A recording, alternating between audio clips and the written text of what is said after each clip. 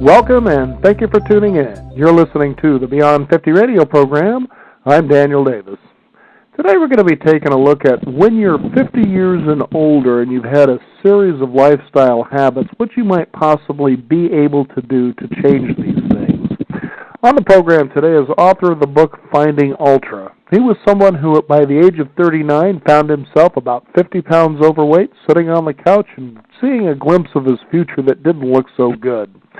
But then all of a sudden, because of this epiphany, he turned himself around to find himself, as Men's Fitness magazine has said, one of the world's 25 fittest men.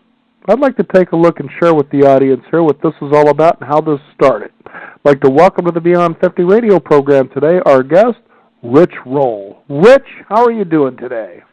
Very well. Thanks for having me on the show. My guess is that you're doing really, really well. Tell us how all this started for you. Well, it's been an interesting journey. I'm almost 48 now, and about 8 years ago, on the precipice of my 40th birthday, I was 50 pounds overweight, overstressed, overworked, and most importantly, just kind of disillusioned with my life, depressed, lethargic, essentially your classic couch potato, subsisting on predominantly junk food diet, cheeseburgers, french fries, nachos, and the like. And that's really the starting point for me. And what happened was, shortly before I turned 40, I had a little bit of a health scare. I was going up the staircase to go to sleep late one night after coming home from work, and had to pause halfway up a simple flight of stairs. I had sweat on my brow, tightness in my chest, labored breathing, buckled over, and it really scared me. I really thought that, I might be having a heart attack. And thank God I didn't, and I wasn't. But it really kind of snapped my life into focus and made me realize that I needed to make some pretty significant diet and lifestyle changes. And it's pretty significant that you made those changes when you consider that you've made also the annual list of the sexiest vegetarian celebrities. Don't believe everything you read. I never do as a host. I've come over the years to go, well, okay. So anyway, it's interesting, though, because there are so many people, especially, who are approaching midlife, and that's that time there's sort of like this inner alarm bell, like, maybe it's time that I start doing the things that I've always thought I wanted to do, or I don't feel I'm at life where I thought I would be, so I need to make changes. But then they find when they go to engage in that process that, changing your lifestyle or, trying to meet those goals don't ever seem to be as easy as they thought it would be, and so it's just easy to fall back into the old patterns of the way you were doing things. And I know you described that in pretty fair detail when it came to how you were working with and struggling with alcoholism, for instance. Mm-hmm. Yeah, for sure. I mean, first of all, I think I would say that whether it's turning 40 or turning 50, I mean, these are natural kind of, guideposts in our life where, we tend to take stock of how we've been living and what's sort of going in the right direction and what's not, and how can we change and what's missing. And I think that's certainly what's going on in my life when I turned 40. Not just realizing that I needed to change, but actually putting that into motion. And I think that's where everybody gets stuck, right? We all, want to be better than we are. Maybe you want to lose 5 pounds, you want to run a marathon, you want to write the great American novel, or even just modest dreams, modest goals for your life. We sort of set about beginning to try to put them into motion, and then we stall out. So there's this huge gap between inspiration and action, or initiation and completion. And that's really where my interest lies, because, we all kind of want to do certain things, but why can't we get there? And I think in my case, and it really boiled down to willingness. I mean, I think that you can't compel somebody to be willing to want something. They either want it or they don't. And if you're willing enough, if you're willing to reorganize your life and sort of reprioritize how you're spending your time, and if you're willing to let go of things that get in the way of these goals, or get in the way of the time that you need to spend to pursue the sorts of things that you want to blossom in your life, then you can create some momentum around that, and you're more likely to succeed.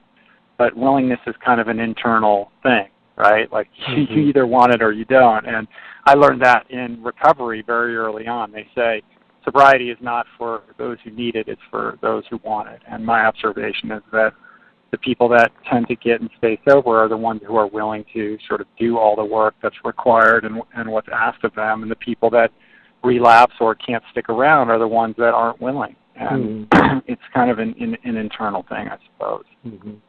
I for some strange reason, there was a kind of a quote in your book where you had said, "I got this." And it seemed through the rest of it, I was sitting there thinking, there's so much truth to that where you take a past experience that you for instance, a past success that you may have had where a sense of pride gets buried into you, where as you begin to make these changes, you reflect on that past experience enough to think confidently, even though your thinking isn't clear, that you can step forward and this is going to be okay because I have experience with this. And that comes from the fact that you actually were one heck of a swimmer at one time, and then you went into the sedentary lifestyle, and now you're pulling out of this because of this health scare, and all of a sudden you're facing your first half marathon. Tell us about that.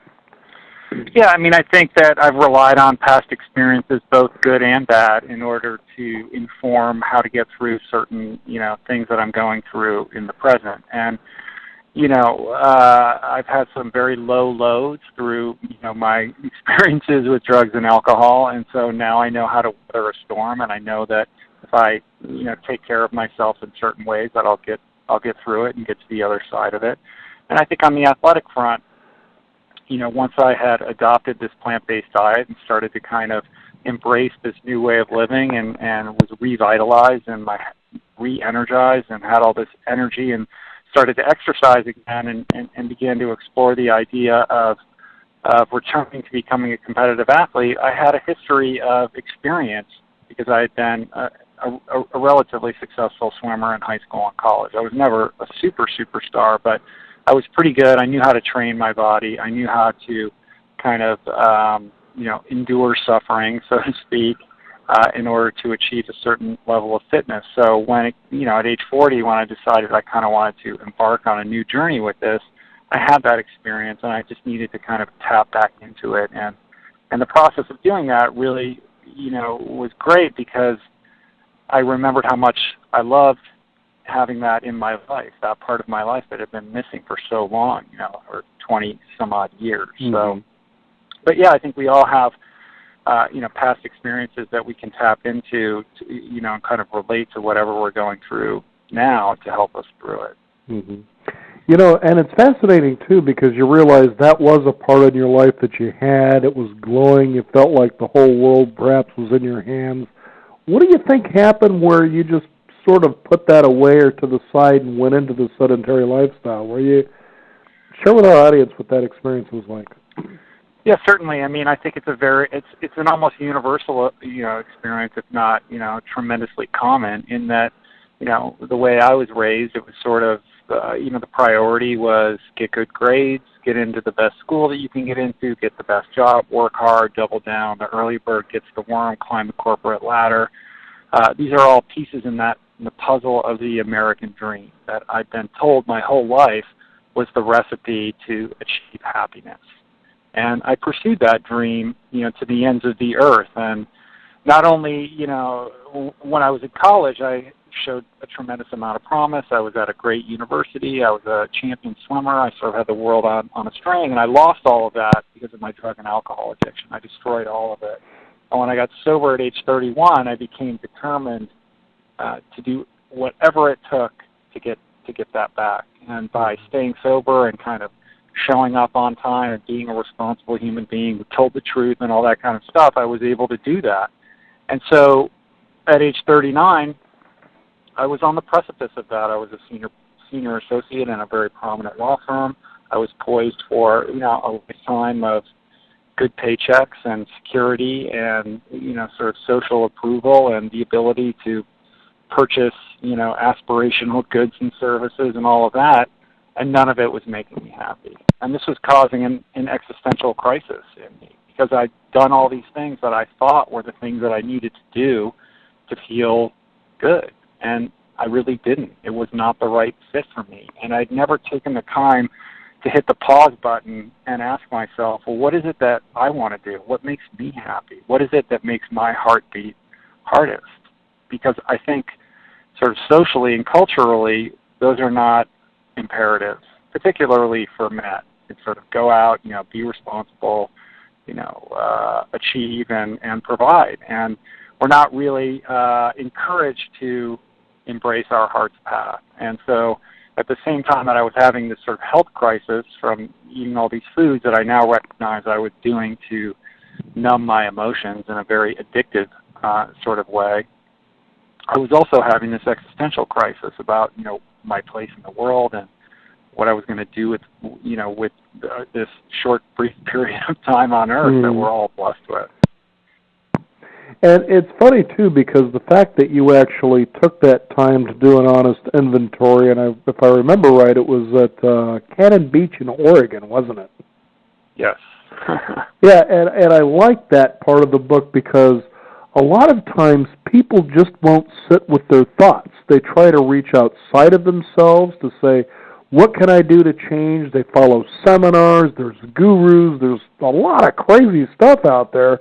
When you realize that if you could just take the time to be alone, to get quiet, or as the Native Americans would say, sit in the woods and listen to what the forest tells you, that you can begin to find that those tools were inside of you the whole time, and it becomes really incredible as that transformation and realization happens, that it profoundly changes not only who you are, but what you believed you were capable of in the first place. Is that sort of the epiphany that you felt that you had? Yeah, I think you hit the nail on the head. Again, when we look at kind of how our society conducts itself, we're not really encouraged to, take a time out and pause and reflect and go inward. That's more of an Eastern way of lifestyle and not really kind of the imprimatur of the West. And I think that, we all have the answers inside of us. We all have a better, more authentic version of ourselves locked within, yearning to come out or at least be more fully expressed in our life. And that doesn't mean that you up and quit your job or do something rash or drastic overnight, but it just means that I think we can all be better connected with, our higher consciousness. And that begins and ends with taking that time to reflect or to be present or to be quiet. And we're just go, buy, drive, and we're staring at our iPhones and it's like, where are you going? What is the rush? What is really going on here? Take a 10,000-foot view of your life and maybe reorganize your priorities. And I certainly would have never done that on my own. That experience of doing my inventory and sitting on the beach, in Oregon was a result of me getting into a lot of trouble with the law and having a lot of problems with drugs and alcohol and shipping myself off to rehab. And 28 days was not going to cut it for me. I had to go for 100 days. It took that long for me to kind of slow down and start to reprogram my mind and connect with, sort of the better part of myself that was locked deep down inside my heart. Rich, we really love to bring personal stories to the radio program because we know that out there when people do tune in as they do, or when they pick up, the recording as we put it into a way that they can actually listen to it in their own convenience, that perhaps the story that comes out of a person, for instance, like yourself, inspires them to realize, I thought I was the only one that was going through all of this, but now I realize I'm not alone. And I think the magic is realizing the duality is the illusion. That is the sin, I think, in thinking, is that we are separate when the fact is we all really struggle with the same sorts of experiences. We just sort of play them out in different ways. Would you agree with something like that? Yeah.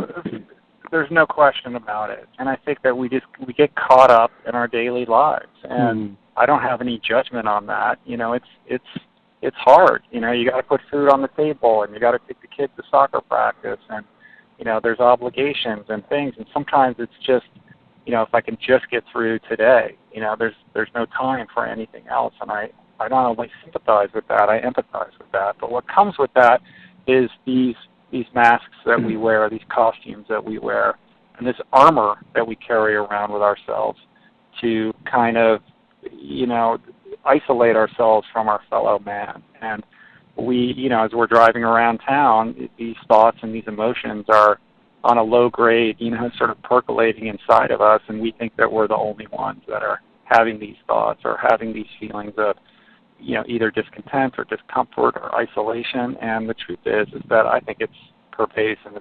It's a common thing that we all share. And I like to talk about it. And I think that when the more specific and personal you can share your story, the more important points, ironically, of commonality, I think that you'll find when you're willing to kind of be vulnerable and share on that level.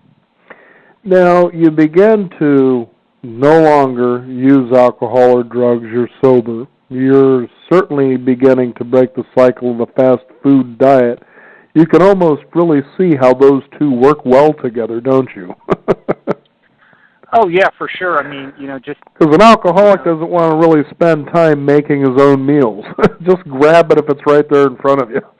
Yeah, there's no question about that. I mean, sort of the alcohol and the drugs are the solution to alcoholism for a long time. And when you take those away, the sort of alcoholic inside of you will grasp at anything else to get out of yourself. And so for me, in early sobriety, it was food, it was career, it was consumerism, it was, all sorts of things that I could do to kind of escape my emotional state. And it took me many years to really understand that those are just external manifestations of this, kind of, beast inside of me, or, this hole in my soul that really, truly only can be filled with a spiritual solution. And as it applies to diet, certainly you can use food just like you use drugs and alcohol. And I think that the word addiction gets bandied around very casually. Oh, I'm a chocoholic. I'm addicted to this TV show or whatever. But I think when it comes to food, we really do need to have a real conversation about our addictive relationship to some of these foods, because in this era of the proliferation of processed foods, there are gigantic financial interests, huge food companies who spend countless millions of dollars to scientifically and specifically devise foods and market them to us that are basically very very specifically devised to activate the pleasure centers in our brains and create an addictive response. And that's why it's hard to just have one burrito. They like it that way, and they want it that way, and these foods are not serving us. And this addictive relationship that we have to the big gulp and sodas and et cetera is devastating not only the health of Americans, but our economy, our healthcare system, everything. The ripple effect is massive, and it's not a joke. You look at the statistics for heart disease, it's like 1 out of every 3 people is going to suffer some kind of myocardial event. They're projecting that by 2030, 50% of Americans will be diabetic or pre-diabetic. Childhood obesity rates are through the roof. It's insane. It's completely insane. And I think we really need to take a hard look at how we're feeding ourselves and come up with new sustainable ways to nourish the citizens of the planet in a way that is going to resolve the ecological and economic and healthcare impacts that are created by our current system of food manufacturing. Now, you switched from that, and I'm sure it wasn't easy, and it took a while, to more of a plant-based or power plant-based diet. Tell us about that. Now, is that vegan? Yeah, essentially what I did, it's a long story, and it didn't happen overnight, but I kind of was on this journey to try to figure out how I could feed myself and feel good and feel energized and feel like I did when I was young. And I wish I could tell you I read a bunch of books and watched a bunch of documentaries, but it was really by experimenting on myself. And what I discovered was that when I ate a 100% whole food plant-based diet, which is essentially a vegan diet, absent sort of, non-animal product foods that are processed, I felt amazing, incredible. I felt so much better than I had felt in as long as I could remember. Light, too, I'm sure. So much energy. I was so vital. My thinking was clear. My skin cleared up. My allergies went away. My congestion went away. I had all of these amazing, radical, and quite expedited effects of removing animal products and processed foods from my diet. And I think it's important to say that I'm the last guy on the planet who ever thought he would be vegan. You know, when somebody said the word vegan to me, I think of hippies and the Grateful Dead and kicking a hacky sack and dreadlocks and, you know, a lifestyle that really was never something that I identified with. There's something wrong with that, and I have friends that are like that. It's perfectly fine, but it just wasn't my thing. You know, I just didn't think that would ever be anything that would interest me.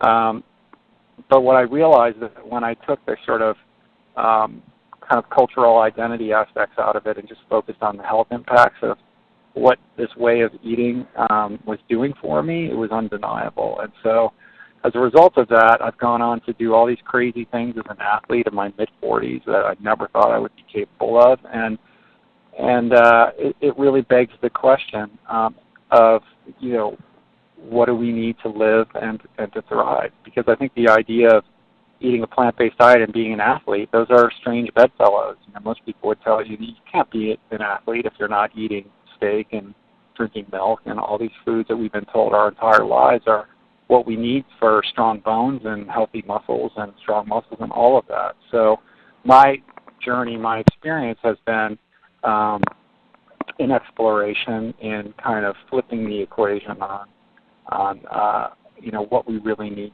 to eat to be healthy. You know, and it's really fascinating, too, because you think of the vegan lifestyle, and when you were just speaking just earlier about how you had this image, well, these are the kind of people that usually do this, well, that's not me. And then you also have what tends to be the people who are the self-righteous, well, I'm a vegan, and you're a junk food junkie, and so that makes me better than you. And you have to remember, look, again, as we said earlier in the program, you and me are the same. We're one. There's nothing different between us, and that's why we're standing in front of each other, is to realize we are the same, that inside of you, you've got a problem with what I'm doing, because inside of you, that's a problem you have with yourself. And these are the kind of the interesting things that I think we struggle with when we try to make these changes. We believe once we've made that change, for instance, people who become sober in a 12-step program, they start looking down on everybody else who may be drinking, but doing it responsibly, as they always have, you know. And that becomes kind of self-destructive, too, because you know inside that kind of thinking about someone outside of you just isn't right. It's not loving or compassionate. Yeah, there's no question about that. I mean, I think that it begs the question of identity. You know, we're sort of born and bred to want to be on a team, you know, whether we're Yankees fans or Mets fans, or, you know, or we're eating a vegan diet or a paleo diet, or whether we're a Republican or a Democrat. You know, we like to pick sides and then point fingers, and certainly that is not, you know, consistent with this idea of oneness. And when it comes to diet and food, you know, it's a very emotional subject. It's really right up there with politics and religion, and emotions can run high. And I think, you know, sort of the vegan movement was born out of an animal rights kind of political activism perspective. And there's some contingents in that group that are, you know, militant or outspoken, and that's not everybody's cup of tea. And I understand, you know, that perspective. And certainly after 8 years of eating this way, I've become much more compassionate about other issues related to animal rights and the environment, et cetera. But I also see how these things can divide people. And, you know, I never tell anyone what you should or shouldn't eat or what you should or shouldn't believe. I share my experience, and I let people infer from that and take, you know, what resonates with them. And I think it is important to try to break the chains of this sense of difference or judgment or what have you, and really kind of embrace the idea that it is a oneness, and that we are all in this together, and and approach it from an inclusive perspective as opposed to one that is making distinctions and judgments. Mm-hmm. You know, Rich, what makes your book really fascinating is that you see the changes, first of all, that you had, the awakening that you had to say, you know, I really want to change. And for a lot of people, it takes an extreme before they change.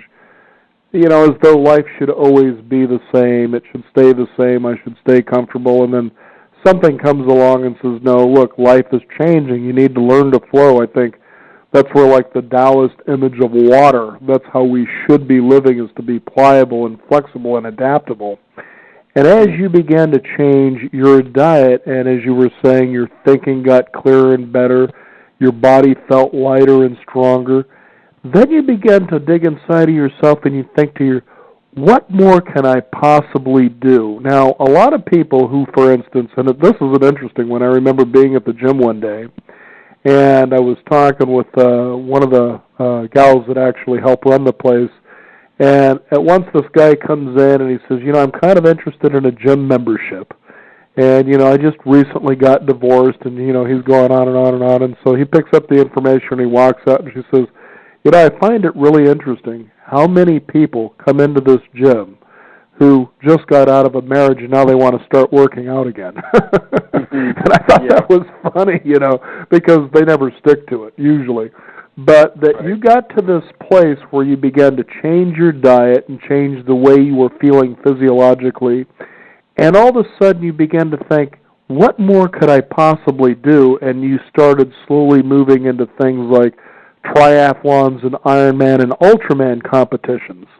And that's pretty incredible because it's like your body says, come on, let's go for a journey maybe you're not used to experiencing, and let's see just how far we can go together. Is that kind of what it felt like to you?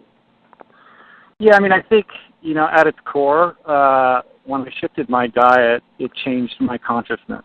That's as straightforward as I can put it. And the reason for that, I believe, is that food is energy, just like everything is energy. You know, if you surround yourself with negative people, then you're going to start acting negatively, or you're going to start perceiving the world negatively. If you hang out with, you know, Tony Robbins and Oprah Winfrey, you're going to have a different perspective on the world.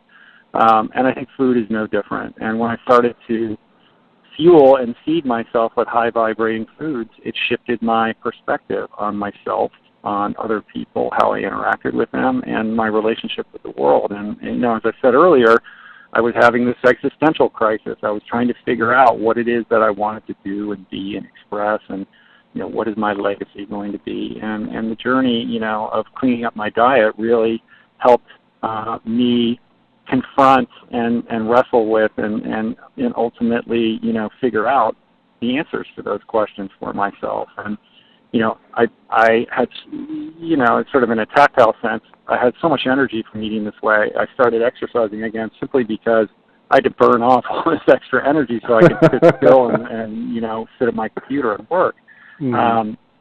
But I lost the weight so quickly, and I was feeling so strong, and I felt like I could go out and run for so long, and I just couldn't believe how much energy I had.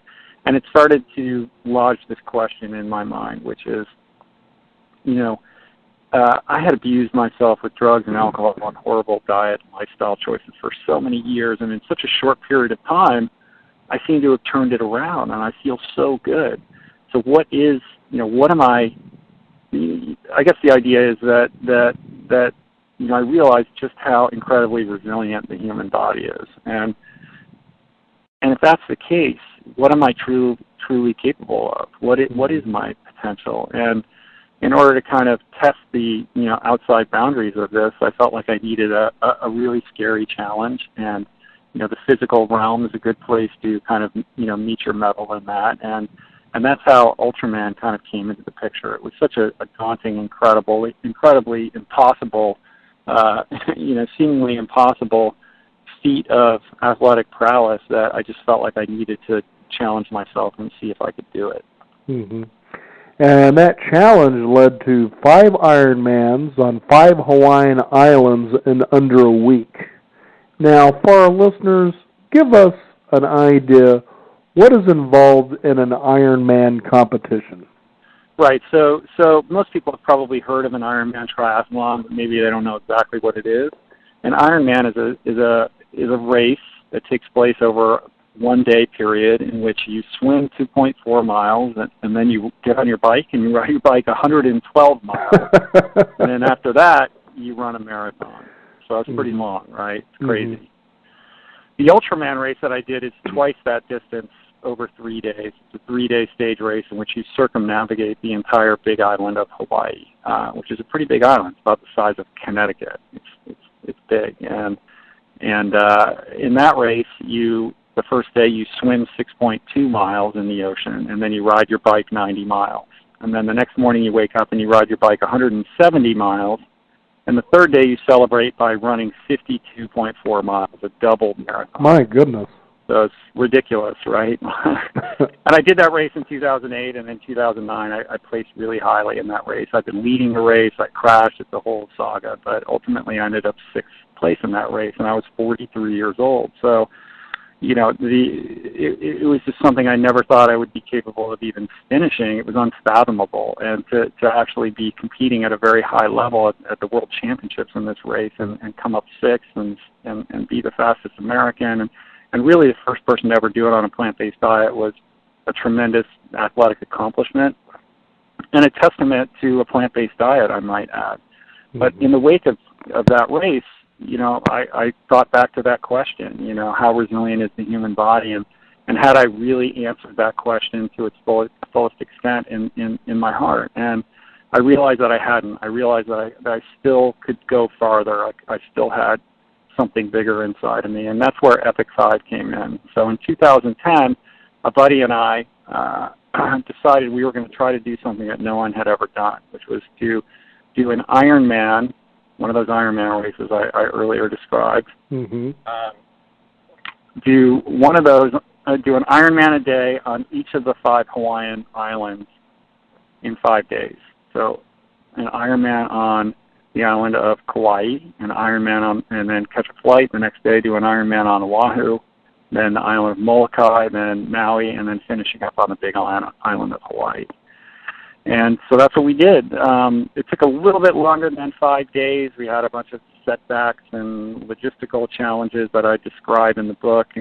It's quite daunting. It wasn't a race. It was much more like an adventure, and it was just the 2 of us with some volunteers and just the sort of logistical challenges, let alone the pure physical challenges of undertaking such an event were quite daunting, and we definitely ran into some problems along the way and some obstacles, as you're wont to do when you tackle something of that magnitude. But it was an incredible experience, and we completed it, and we did something no one had ever done, and it was it was amazing. It was an incredible experience, and I was 44 years old, you know, out doing something nobody had ever done athletically before in history.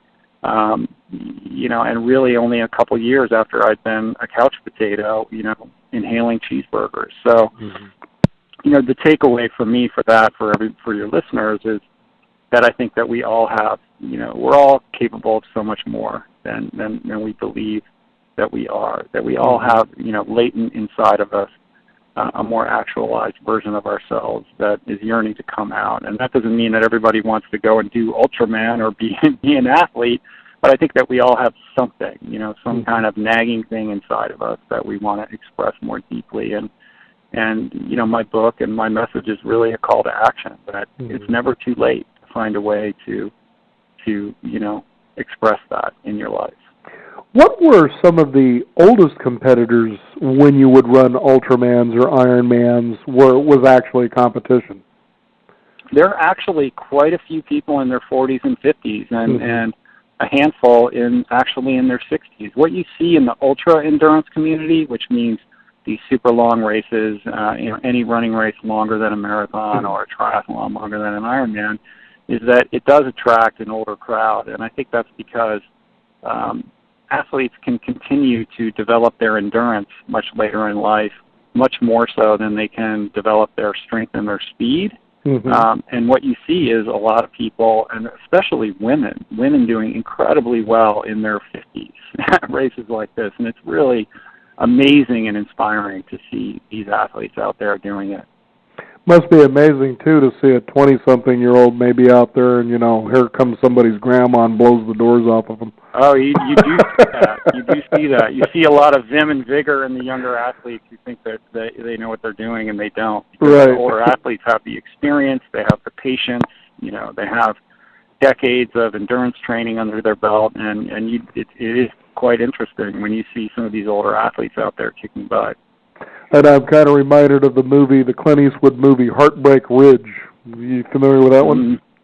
I saw it, but it was so long ago. Yeah, well, anyway, he's the hard-edged gunny sergeant of a Marine Corps platoon, and so they're out there going for the run, and so all these young guys, they just sprint off, and they've blown the doors off and way up there, and then all of a sudden they find themselves maybe a half a mile at best, out of breath and, leaning on their knees, and here comes the gunny just pacing himself right by them. Come on, boys, let's keep going. There you go. There you go. Fascinating stuff.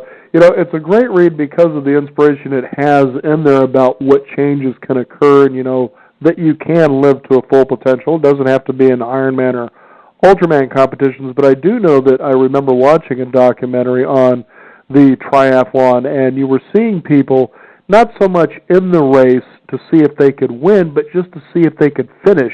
And some of those you would just left in tears. They're like 75, 100 yards away, and they're on their hands and knees crawling. They just want to get to the finish line. And, for a lot of people, that's how they should be looking at these things. Just set the goal. Could I finish a marathon or a half marathon? Could I just try that? Because you realize that if you could just do that one thing, what else could you do?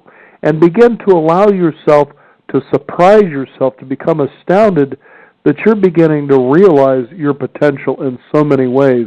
And I think that's probably the biggest core message, at least I took from the book. Thank you. I think that to get back to kind of cultural paradigms, we're sort of living in a society that prioritizes security and comfort and a life of ease as aspirational. And the truth of the matter is, and we think that, and we're sort of fed this lie that's what's going to make us happy. And I know a lot of very successful rich people who are very unhappy, and I think that that's because true happiness, not in like a unicorns and rainbows kind of way, but a deep satisfaction with your life, comes with getting out of your comfort zone and trying new things and not being afraid to fail and pushing yourself outside of your comfort zone and your sort of perceived boundaries for yourself. And with that comes, a deeper connection with yourself, a better sense of self-understanding, a better connection with your fellow man and the world around you, and really, a sense of self-confidence and self-esteem and a feeling of, belonging and what it means to be truly alive. And I think we've lost that in so many ways in our culture, and that's why races like marathons and Ironmans and things like that have so many people signing up for them. These races have never been more popular because people are looking for new and different ways to expand themselves. And on a surface level, it's a very physical thing, but really I see it all as a spiritual adventure. I completely agree with you, Rich, and I know that your wife was a very big cornerstone in your life and support, and we haven't talked a lot about that yet, but, I realize that, even with my own relationship, is she says, I believe that everybody should learn at least a new skill every 6 months. And I thought about that. I thought, wow, that's interesting. And when you take a look at what you've read here and finding ultras, that as you achieve that thing that you never thought you would be achieving before, you start saying to yourself, what's next? What else can I do? Maybe build a website or become a train engineer, whatever it is. But you start realizing, I can do this. It may not come to me as easily or maybe in the way that I thought it would, but it's really about the journey, as Steve Jobs would say. The journey really is the reward. Yeah, there's no question about that. And, we get caught up in goals and destinations, but every successful person, take an entrepreneur who's built a successful company and ask them, what do you think about or what are your fondest memories? And inevitably they'll tell you, oh, remember that day that we stayed up all night and we were still in the garage and we didn't know if we were going to make it? I mean, those are the memories that that these people cherish. They don't, it's sort of, that's the value. The value is the journey and learning how to appreciate it when it's happening, as opposed to being so focused on the end goal, whether it's, what the scale says because you're trying to lose weight, or what your time is in the first 5K that you've ever run, or whatever shape or form that takes. It's about the day in, day out struggle, and not perceiving that as a hardship, but really embracing it as a beautiful aspect of what it means to be alive. Couldn't agree with you more, Rich, and I want to thank you, first of all, for taking the time out of your Ultraman competitions to run over to the Beyond 50 radio program here. But could you give our listeners a website they could also find out more? Yeah, sure. If you're interested in the things that I'm doing, you can go to richroll.com, RICHROLL.com. I post a lot of blogs there, and I also have a podcast show, the Rich Roll Podcast, which you can listen to on my site, or you can find it on iTunes. I've got some online courses, all kinds of good stuff that you can find more information about on my website. I'm sure if Bruce Lee was alive today, and I know that he is in spirit, he would have said you finally understood what it means to truly spiritually express yourself. And he'd probably be training with you. Well, there's no end to that quest, right? It's ongoing. That's a fact. And I'm certainly not up on any pedestal. I struggle as much as everybody else does. But always trying to continue to learn and grow. And there it is. Everybody has the ability to do.